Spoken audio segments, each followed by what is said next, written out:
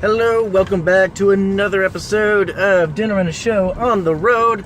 I am Brian, and I just recently got out of a showing for It Comes at Night, starring Joel Edgerton and several others who I do not know the name of the cast, but if you follow me on The Scoop with B. Coop, which is my blog, you'll be able to get the full cast and credits over there.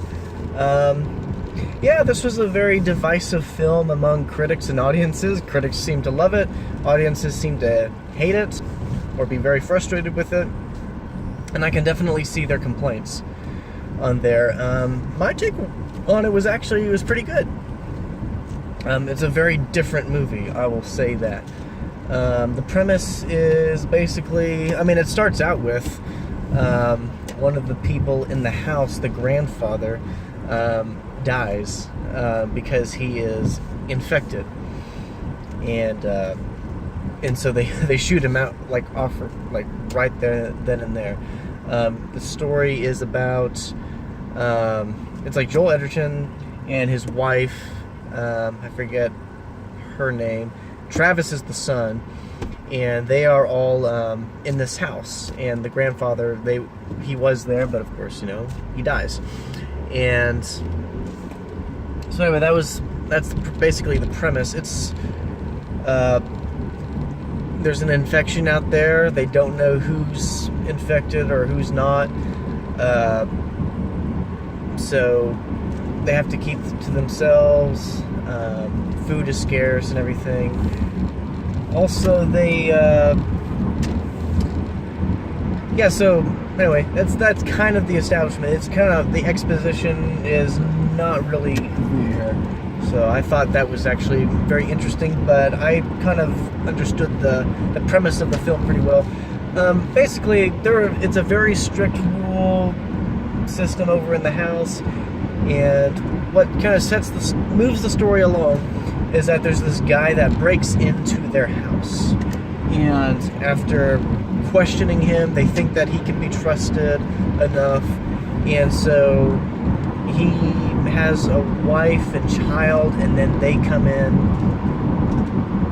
and so they start to get along and just know each other. They still have to follow their rules, clean your own dishes, don't leave at night, don't leave the red doors open, because that's the only way in and out. But what starts to happen is that the door, I think along the film, one of the doors is open, and I think a dog is injured over there. They think it might be infected. Anyway, I don't want to give too much away.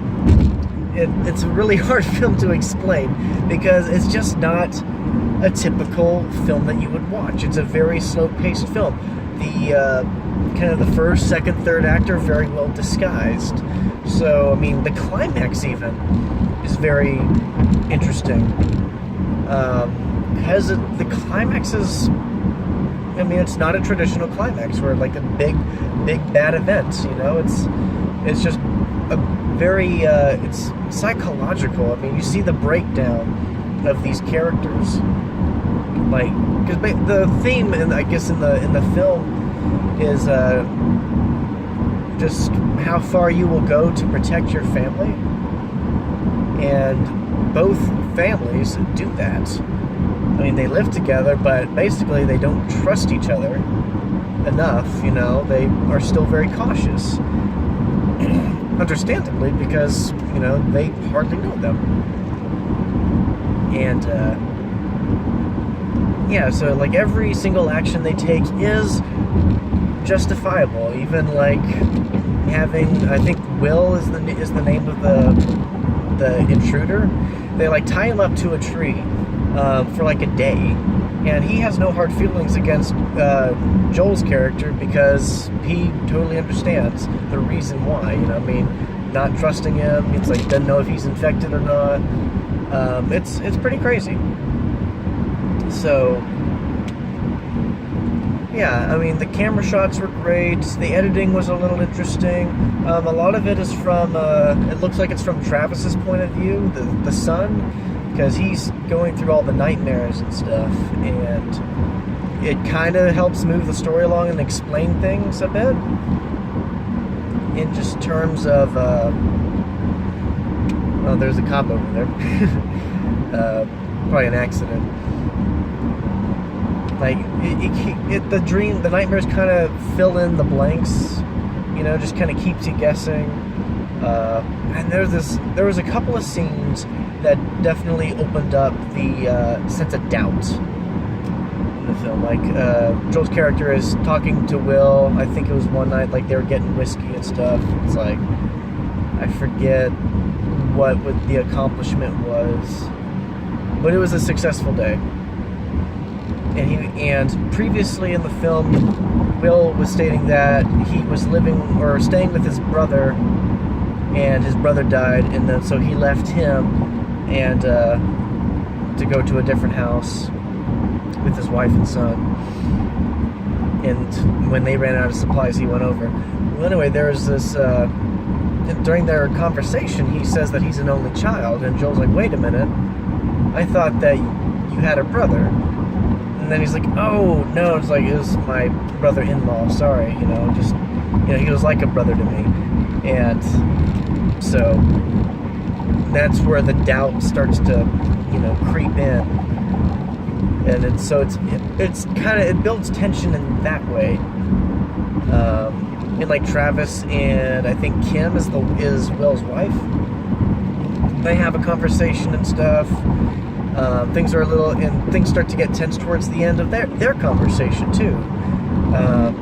Whether it's tension because he's attracted to her or whatnot, but it was so there are just a lot of little questionable things. And then like one of the biggest things that happens is that Andrew, the son, or Will and Kim's son, he's like a really small child. He is found in the grandpa's old room, and he doesn't know how he got there and everything like that. So he ends up, Travis finds him, takes him back to the parents' room, and that's that.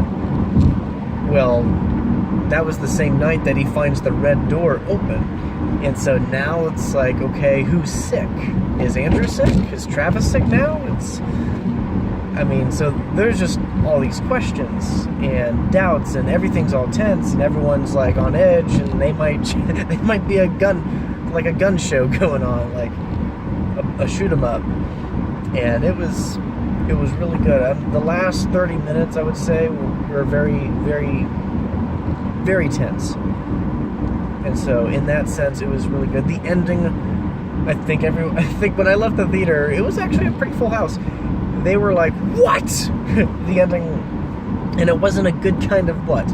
It was an upset what, because the ending is abrupt. It's not really a closed ending. It's kind of assumed of what happens to some of the characters.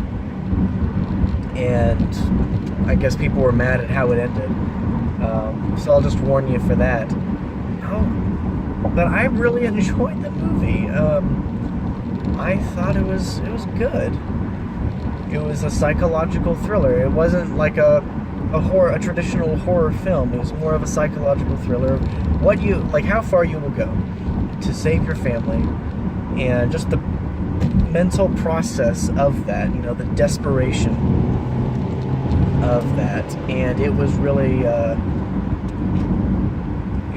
enjoyable to see that. It was a very slow-paced film, but the pace seemed to work for this type of movie. And for that, I'll give it a high 5. Would I watch it again? Probably not. I may watch it again, because it looked like a film that you would need to watch multiple times to just understand it. If I had that kind of time.